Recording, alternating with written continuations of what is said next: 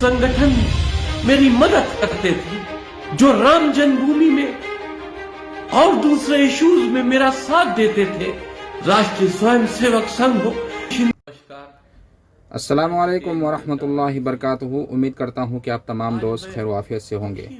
दोस्तों, क्या आप इसे जानते हैं? आपके लिए शायद चेहरा देखकर इसे पहचानना मुश्किल हो रहा होगा, लेकिन जब हम आपको इसका नाम बताएंगे तो शायद आप एक पल के लिए यकीन भी नहीं कर पाएंगे। तस्वीर में दिख रहे इस शख्स का नाम जितेंद्र नारायण सिंह त्यागी है। आप शायद हैरान हो रहे होंगे, मगर यही हकीकत है। सिर्फ इसका चेहरा ही नहीं बदला, बल्कि जिंदगी इसे इस मोड़ पर पहुंचा दी है कि ये आज मौत की भीख मांग रहा है। इसे मौत भी नहीं मिल रही है। तो आखिर पूरा क्या मामला है? ये मौत क्यों मांग रहा है और इस मरदूद की हालत इतनी बुरी कैसे हो गई? चलिए जानते हैं सब कुछ आगे इस वीडियो में। दोस्तों, ये तो आप जानते ही होंगे कि आज जितेंद्र नारायण सिंह त्यागी के नाम से पहचाने जाने वाले ये इंसान कभी वसीम रिजवी के नाम से जाना जाता था। बस कुछ ही अरसा पहले इसने अपना नाम और अपना मजहब तक बदल लिया था और फिर दीन इस्लाम के खात्मे को अपना मकसद बना लिया। इस मरदूद ने उस कुरान को मिटाने की कोशिश की जिसकी हिफाजत का जिम्मा खुद खुदा ने लिया हुआ है। कुरान शरीफ में अल्लाह ताला फरमाता है, इन्ना नहनु नज़्ज़लना ज़िक्रा व इन्ना लहू लहाफ़िज़ून। शायद आपको याद हो तो इस गलीज इंसान ने कुरान की 26 आयतों को कुरान से हटाने के लिए सुप्रीम कोर्ट में अर्जी डाली थी, मगर अल्लाह ने इसे वहां भी जलील करवा दिया था। उसके बाद तो उसकी जिंदगी ऐसी बदली कि जिन मरदूदों के सहारे इसने दीन इस्लाम के खिलाफ बगावत की थी, वो भी इससे अपना मुंह मोड़ चुके हैं। बल्कि कई मौक़ों पर तो अल्लाह ने इसे उन लोगों के हाथों से ही जलील करवाया है जिनकी गोद में ये बैठकर खेल रहा था। जिंदगी के हर मोड़ पर जलील होते होते आज इसकी जिंदगी इस मोड़ पर पहुंच गई है कि अदालतों के चक्कर काट रहा है। आज इसकी जिंदगी से सुकून इसके ईमान की तरह ही रुखसत हो चुकी है। परेशानी इस कदर बढ़ गई है कि ये मौत की तमन्ना कर रहा है, मगर मौत भी मैसर नहीं हो रही है। ये इस पर अल्लाह का अजाब ही तो है। हाल ही में सोशल मीडिया पर इसने अपनी बेबसी वाली वीडियो भी शेयर की है। इस वीडियो में यह कह रहा है कि लगातार झूठे मामले में फंसाया जा रहा है, हालात बद से बदतर हो गए हैं, मेरे खिलाफ फर्जी मुकदमे में चार्जशीट भेजी जा रही है। पहले चौक थाने में, फिर शहादतगंज थाने में फर्जी चार्जशीट भेजी गई है। गैर जमानती वारंट लेकर मेरे घर की कुर्की की नौबत आ गई है।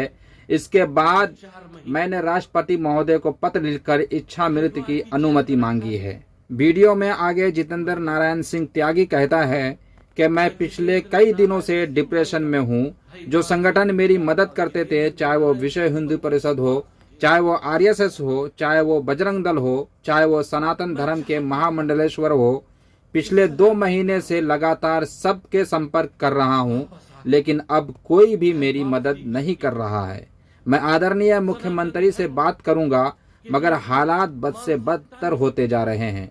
मैं सनातन धर्म में घर वापसी के बाद अनाथ की तरह जिंदगी गुजार रहा हूं, मुझे कोई पूछने वाला नहीं है। मैंने आदरणीय राष्ट्रपति महोदय को अपना जीवन समाप्त करने की चिट्ठी लिखी है, क्योंकि मैं बहुत घुट-घुट कर जी रहा हूं। सोशल मीडिया पर शेयर किया गया वीडियो में इसने और भी कई सारी बातें कही है, जिसे सुनकर कहा जा सकता है कि अल्लाह ने इसे इस दुनिया में ही अजाब देना शुरू कर दिया है। आज इसका बदनुमा चेहरा उन लोगों के लिए भी एक इबरत है जो दीन के खिलाफ साजिश करते रहते हैं। उन्हें समझ लेना चाहिए कि दीन इस्लाम का वजूद कल भी था, आज भी है और इंशाअल्लाह क़यामत की सुबह तक भी रहेगा। आइए सुनते हैं उनकी ये बिलबिलाहट। आप इस मरदूद के बारे में क्या कहना चाहेंगे? कमेंट बॉक्स में ज़रूर बताएं। वीडियो को लाइक करते रहें, शेयर करते रहें, ताकि लोगों को इस मरदूद की बेबसी का अंदाज़ा हो, पता चले। अगर अभी तक आपने मेरे चैनल को सब्सक्राइब नहीं किया तो सब्सक्राइब करके बेल आइकन को भी दबा दीजिए ताकि इस तरह की हर खबरें आपको मिले सबसे पहले। आइए सुनते हैं इसकी बिलबिलाहट और इसकी बातें। नमस्कार, मैं जितेंद्र नारायण सिंह हूं। आज मैं दुखी मन से पूरी सनातन दुनिया के सामने अपने दुख को साझा करना चाहता हूं, क्योंकि मैं इस वक्त बहुत मजबूर हूं। मेरे घरों की कुर्की की अब नौबत आ चुकी है। मेरे खिलाफ पुराने लखनऊ के थानों से पुराने केसेस में चार्जशीट लगाई जा रही है।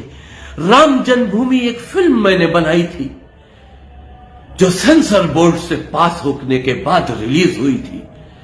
आज से 5 साल पहले उसके खिलाफ किसी व्यक्ति ने जो इस्लाम धर्म से ताल्लुक रखता था एक मुकदमा थाना चौक में लिखवाया था। कोई फिल्म की रिलीज होने पर बवाल नहीं हुआ। फिल्म सेंसर बोर्ड से पास है, लेकिन उसके बावजूद 1-2 महीने पहले उसमें मेरे खिलाफ चार्जशीट लगा दी गई। शहादतगंज थाने से 2-2 मुकदमों में चार्जशीट लगा दी गई। मैं बहुत परेशान हूं। मेरे खिलाफ फर्जी मुकदमे किए जा रहे हैं। मैं पिछले 2 महीने से जो मेरे संगठन मेरी मदद करते थे, जो राम जन्मभूमि में और दूसरे इश्यूज में मेरा साथ देते थे, चाहे वह राष्ट्रीय स्वयंसेवक संघ हो, चाहे विश्व हिंदू परिषद हो, या सनातन धर्म के वो महामंडलेश्वर हो, मैं पिछले 2 महीनों से सबसे संपर्क कर रहा हूं। मेरी कोई मदद करता नहीं, लेकिन सब आश्वासन देते हैं कि मैं आदरणीय मुख्यमंत्री जी से बात करूंगा। लेकिन हालात तो बदतर होते चले जा रहे हैं। मैं एक अनाथ की जिंदगी सनातन धर्म में घर वापसी के बाद बिता रहा हूं, लेकिन मैं मजबूर हूं। मैंने आदरणीय राष्ट्रपति जी से अपनी जीवन को समाप्त करने की इच्छा, मृत्यु की अनुमति मांगी है। मैं पिछले 1.5 सालों से इन फर्जी मुकदमों से तंग आ गया हूं। इस बलात्कार के मुकदमे में जो आईओ मेरी जांच 1 साल से कर रहा था, अभी उसका ट्रांसफर जरूर हो गया, लेकिन उसके खिलाफ कोई कार्रवाई नहीं हुई। अब इस जांच को शहादतगंज इंस्पेक्टर देख रहे हैं। मैंने हर संगठन से,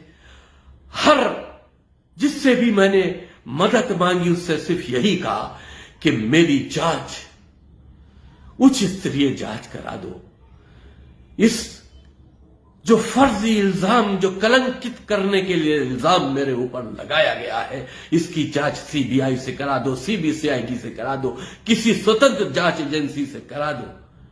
मुझे न्याय चाहिए। मैं मजबूर हो चुका हूं, क्योंकि मैं डिप्रेशन की लास्ट स्टेज पे आ चुका हूं। मैं अब खुदकुशी करना चाहता हूं, अपने जीवन को समाप्त करना चाहता हूं।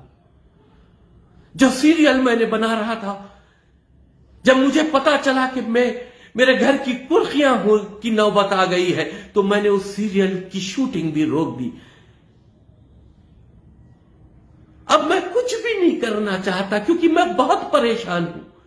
वित्तीय हालात से टूट चुका हूं, क्योंकि जब मैंने घर वापसी की तो अपने परिवार को छोड़ा, समाज को छोड़ा, मुसलमानों के साथ में जो छोटे छोटे कारोबार थे उनको छोड़ा। मैं बहुत परेशानियों की तरफ अब आ चुका हूं। अब मैं जीना नहीं चाहता। मैं अब भी हाथ जोड़कर निवेदन करता हूं, सनातन धर्म के महामंडलेश्वरों से, सनातन धर्म की राष्ट्रवादी हिंदूवादी संगठनों से इसमें मेरी मदद कीजिए, मेरा सपोर्ट कीजिए, मेरी बात आदरणीय मुख्यमंत्री योगी आदित्यनाथ जी तक पहुंचाइए, क्योंकि हम जानते हैं वो न्याय के देवता है, हर सनातन की आवाज सुनते हैं। मेरा दुख दर्द अगर उनको पहुंचा दिया जाएगा तो मुझे न्याय जरूर मिलेगा। मैं अनुरोध करता हूं राष्ट्रपति जी से, या तो मुझे न्याय दीजिए या मुझे अपने जीवन को समाप्त करने की अनुमति दीजिए। मैं बहुत परेशान हूं, मैं टूट चुका हूं। हो सके तो मेरी मदद कीजिए।